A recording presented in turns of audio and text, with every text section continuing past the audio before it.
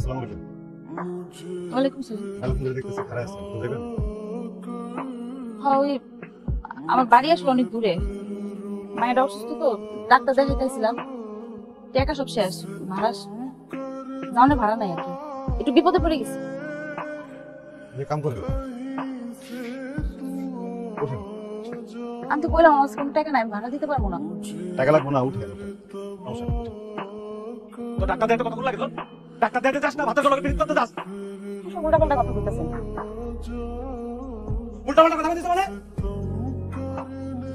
আমি কথা কইতে জানি না? আমার কথা কয় তোর কাছে শেখা লাগবে, কয়টা তুই লজ্জা?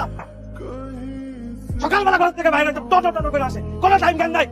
মাতলামি শুরু করছেন না? হ্যাঁ? উল্টাপাল্টা কথা বলতেছেন কেন? উল্টাপাল্টা খাই আইসা অমানুষের মতো আচরণ করতেছেন। সুন্দর করে কথা বলতে পারেন না, মায়ের শরীর খারাপ এমনিতেই। উল্টাপাল্টা খাইস? এই তোর বাবার টাকায় খাই আমি, তোর বাবার টাকায় কয় রাতের বাচ্চা? আমি তোর বাবার টাকায় নেছি, মানে তোর টাকায় না, তোর অন্য কোনো বাতারের টাকায় নেছি আমি নেশা করে আমার টাকায়। তোর মতো একটা বিধবা বাড়িতে বিয়ে করে আমি ঘর তোর বাবার টাকা সোপা তোরে সোপা আমি আরে ভাই, করতেছেন নাকি? মারেন না ভাই।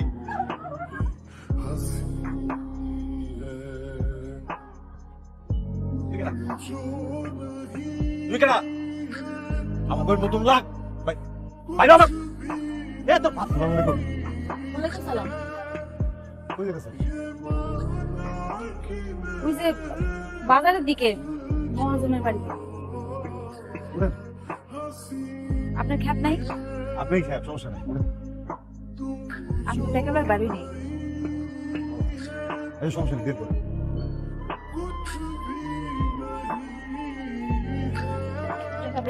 আচ্ছা, ওই টাকাটা আচ্ছা হয়েছে কি, আমার আজকে এই টাকাটা খুব দরকার, কিস্তি শেষ দিন তো আজকে। বেসিকের অবস্থা তো ভালো না। আচ্ছা দেখেন,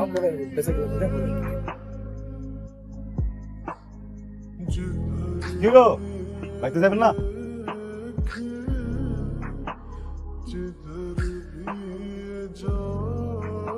হ্যাঁ, জামু জামু বাড়িতে।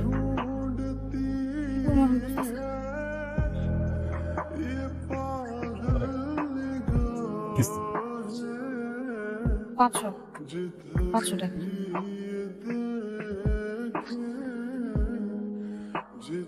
কথা বলবো? কামে কিছু টাকা আছে।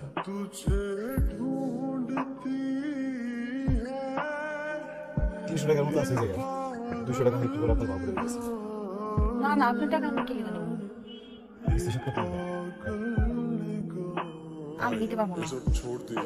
সমস্যা নেই, দাঁত দিতেছে সবাই আপনার জন্য। মা মা খালা কই কই গেছি জানোস না, কিস্তি দিতে গেছি। কিস্তি দিতে গেছে মানে? এই রাতের বেলা কিসের কিস্তি?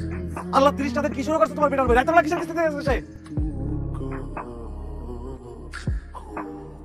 এই তোর কোন বাপের রাতের বেলা কিস্তির টাকা নিয়ে আসবে বসেছিস? হ্যাঁ, তুই কিস্তির টাকা দিতে গেছিস না আগের বছর শ্রাদ্ধ করতে? একদম আমি এটা অজুনটা শেষ করে দেব। তুই বলবি রে কথা বলছিস কেন? আমি জ্বালাই না, এই বিধবা বেটি ঘাড়ে তুলে দিয়ে তোমরা সবাই মিলে আমার খাচ্ছ। বিদেশ যাবেন কইলাম, কিস্তি টাকা দাও। ওর মদ গাঁজা নেশা পানি করে টাকা জমা করে দিছি। দেখবে কি একবারও না দেন। অসুস্থ মায়ের কাছে চিকিৎসা করো করতে আমি ব্যবহার করে আপনার কোনো বিষয় আছে? আপনার কোনো খবর আছে? আর আপনি আমার এই কথায় কথায় বিধবা করবেন না। তোর বিধবা কবলে কি ব্যবসা করবো? আপনি কি করলেন? কি আবার আমার নেশা করো? আমি নেশা করি? কি আবার আমার নেশা আরে করো? ভাই, করতেছেন নাকি? আপনার ঘরের লোক, অনেকে বাড়ির মানুষ, কারণ আছে, আশেপাশে বাড়ির লোকজন আছে, কথা তো বলে ভিতরে দেখো কেমন দেখা যায় না?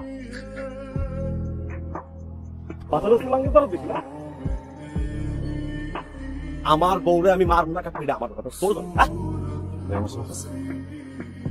সারাদিন আমি লয়ে গেছি আমি দেখছি কি কেমন কষ্ট করে, এত কষ্ট করে একটা মানুষ একান্ত সম্মান করে।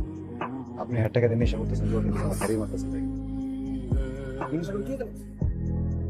আমি তো খেলে এবার জানো, আমি জুয়া খেলে এবার জানো তুই পাড়া ভরে মাইকিং করে বেড়াস, আমি জুয়া খেলি। কিছু মনে না করলে একটা কথা জিজ্ঞেস আপনার স্বামী কিশোর এই বিধবা করে আনন্দ করে বিয়ে করছিলেন আগে? আমি কিছু বিয়া না হয়েও বিধবা ডাক্তার শুনতে হয়। আমার আল্লাহ 30টা দিন কপালের দোষ আসলে, করার কিছু নেই। বুঝলেন না? আসলে আমার আমার এক জায়গায় বিয়া ঠিক হয়েছিল, মানুষটা বিদেশ থাকতো। হ্যাঁ, আব্বা আমারে দেখে খুব পছন্দ করছিল। হ্যাঁ, এই সব কথাবার্তা পাকাপাকি করে গেছিল, বিয়ার দিনক্ষণ সব কিছু। মানুষটার সাথে আমার একদিন মোবাইলে কথা হয়েছিল, অল্প সময়ের জন্য। নাম, তার সম্পর্কে কিছুই জানি না, চেহারা ছবিও দেখিনি। ভাগ্য খারাপ আসলে। এখন বিয়ার ঠিক 1 সপ্তাহ আগে মানুষটার আব্বা মারা যায়। তারপর শুনছি হ্যাঁ আব্বার মৃত্যু সংবাদ শুনে আসছিল, আমার ছেলে গেছে। ওই দিক থেকে তারপর আর কোনো খোঁজ খবর পাইনি আমরা। 3-3টা বছর অপেক্ষা করছি মানুষটার জন্য। ছোটবেলায় তো বাপ মা গেছে গিয়া, মামা মামার কাছে বড় হয়েছি, এর কাছে তো আমি বোঝা। 3 বছর মানে অনেকদিন অপেক্ষা করছিল, মানুষটা এলো না। অনেক বড় ক্ষতি করে দিয়ে গেছে আমার। কারণ গ্রামের সবাই কেমন জানি একটা কথা ছড়াইলো যে মোবাইলে নাকি আমরা কবুল হয়ে গেছি। আমার মেয়ের বাপ তো এটাই বিশ্বাস করছে। সত্যি কি সালেহা আমার নেহারিকা, যার জন্য আমি তিলে তিলে মনের বাগানে স্বপ্ন বুনছি, যার জন্য বিয়ার শাড়ি কিনা রাখছি, সেই শাড়ি এখন আমি কারে পরাবো? আমার জন্য আজকে আমার নিহারিকা তুষের অনলে পুরা পড়তেছে। আমি এখন কিভাবে নিহারিকারে বলবো, যার জন্য এতদিন অপেক্ষা করছিলাম? আমি সেই হতভাগা যে কিনা বিদেশে 5 বছর জেল খাইটা ফিরে এসে শুনে তার স্বপ্নের মানুষের বিয়ে হয়ে গেছে। আমি কি সালের বলবো যে তুমি সেই নিহারিকা যারে খুঁজতে আমি রসুলপুর গ্রামে গেছি? না, অনেক দেরি হয়ে গেছে।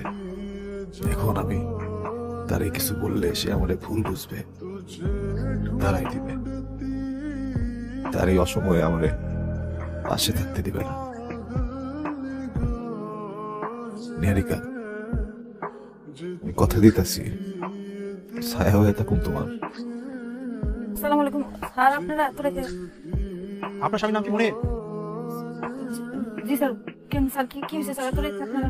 কি হয়েছে কিছুই জানেন না? এখন জানবেন। আপনার ওই নেশাখোর আর মাদক ব্যবসায়ী হাজবেন্ডকে ডাকে। কি কোন স্যার? স্যার এ তো বাড়িতে নাই, বাইরে এখনো বাড়িতে আসে নাই। সত্যি করে বলুন, নাইলে পুলিশের কাছে বাধা দেওয়ার জন্য আপনাকে থানায় নিয়ে যাবো। স্যার সত্যি বলতেছি, উনি এখনো বাড়িতে আসে নাই। বাহ, এই তো মাদক শিল্পী। আর এই মৃত্যু মহিলা বলছে ঘরের ভিতর কেউ নেই, দুজনে মিলে বাড়িতে ব্যবসা করবে আর নিজেদেরকে ফেস্তা ভাবো। পুলিশের কাছে বাধা দেওয়ার জন্য চাইলে এখনই থানায় নিয়ে যেতে পারে। কপাল ভালো যে কোনো মহিলা পুলিশ নিয়ে আসবে। কি কম না আপনাকে মনে বলে দিচ্ছে স্যার। ভালো করে কথা শোনো, থানায় নিয়ে 2-4টা বাড়ি দিলেই ভুল নাকি শুদ্ধ সবকিছু ক্লিয়ার হয়ে যাবে। তুমি এই টাকাটা রাখো, হ্যাঁ, এটা খালাম্মার দিকে একটু খেয়াল রেখো। আর আপাতত স্যার টাকা লাগবে না, আপনি ওনারে ব্যবস্থা করে দেন। আরে সবই হইব, সব ঠিকঠাক হয়ে যাবে। আল্লাহরে ডাকো, ধরো এটা তোমার কাছে রাখো। আর ওই আগামী সপ্তাহে আমার অফিসে আইসো, আমি ওই কার্ডটা বুঝাই দিব। হ্যাঁ, ওই পিছনে খারাপ আসলে পুরো টাকাটা রে, ওইটাই মোমাছি ভাইয়া। তাই নাকি? নজরে রাখিস। ঠিক আছে ভাই। কি মহব্বত! কিন্তু তুমি কার জন্য অপেক্ষা করতেছো? নেশাখোর, মাতাল, হ্যাঁ? শোনো সালেহা, তুমি এখন যে শুনলে তুমি কিন্তু চাইলে তোমার জীবনটাকে সুন্দর করে গড়ায় নিতে পারো। তোমার এই সুন্দর ফুলের মতো জীবনটা নষ্ট করো না তো। আর তুমি মাতালটা তালাক দাও তো। আমি তোমার রানীর মতো করছি। কি করতেছেন এটা আপনি? আপনি তো আমার বাপের বয়সী, আমি তো আপনার এরকমই মনে করছি। আপনার মতো আমি বুঝতে পারতেছি না। আচ্ছা সালেহা, এই দুনিয়ার সব মতলব তোমার বোঝা লাগবে, সহজ জিনিস তুমি বোঝো না। আমি তোমার ফোনের ভ্রমরা হইতে চাই সালেহা, এই সুযোগটা মিস করো না। এটা তোমার জন্য বিশাল সুযোগ। সি সি সি সি চাচা, প্লিজ শুনুন। আপনি মাত্র ভদ্র হয়েছে এগুলা মনের মধ্যে শয়তানি কিছু, মানুষ আপনি ভালো না। ভবিষ্যতে কোনোদিন যদি আমার লাগে আর কোনো এই সমস্ত ব্যাপারে আমি কিন্তু সবাই রেখে দেবো। আসসালামু ওয়ালাইকুম সালাম। আপনি তো রেখে আলাইকুম। একটু কথা আছে। না বসেন।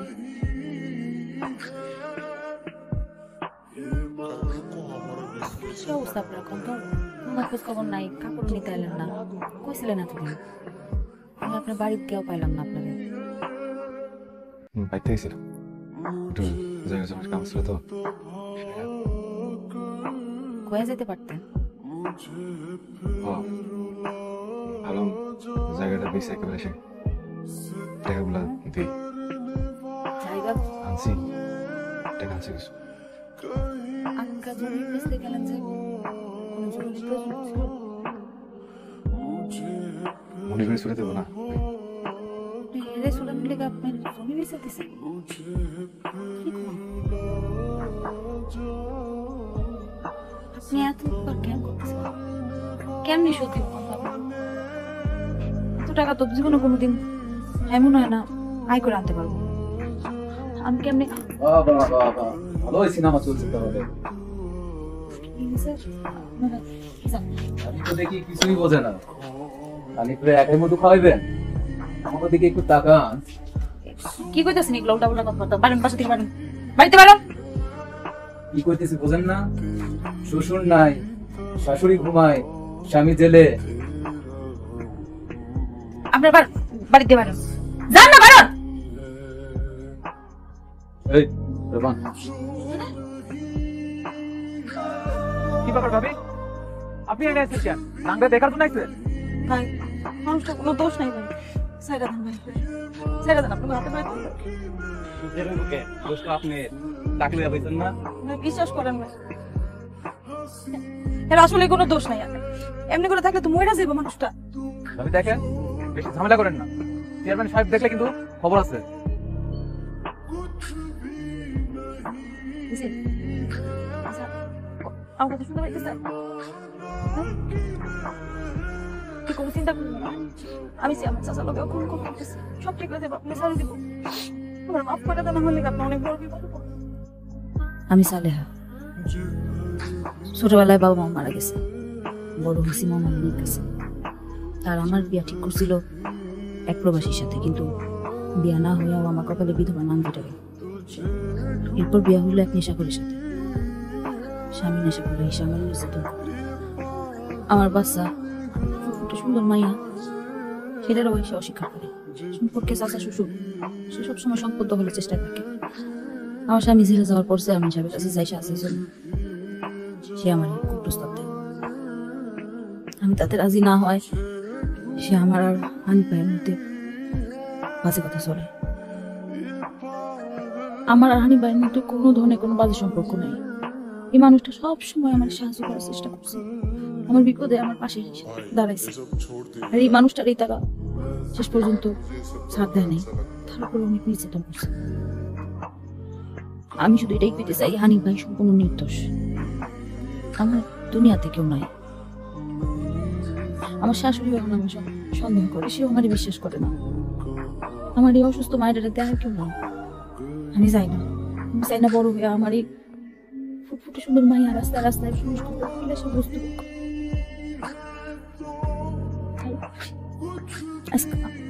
আমি আর আমার সন্তান আমরা দুজন আল্লাহর কাছে চলে যাব। তুমি আমাদের চলে না, মিষ্টি তুমি আমাদের চলে না।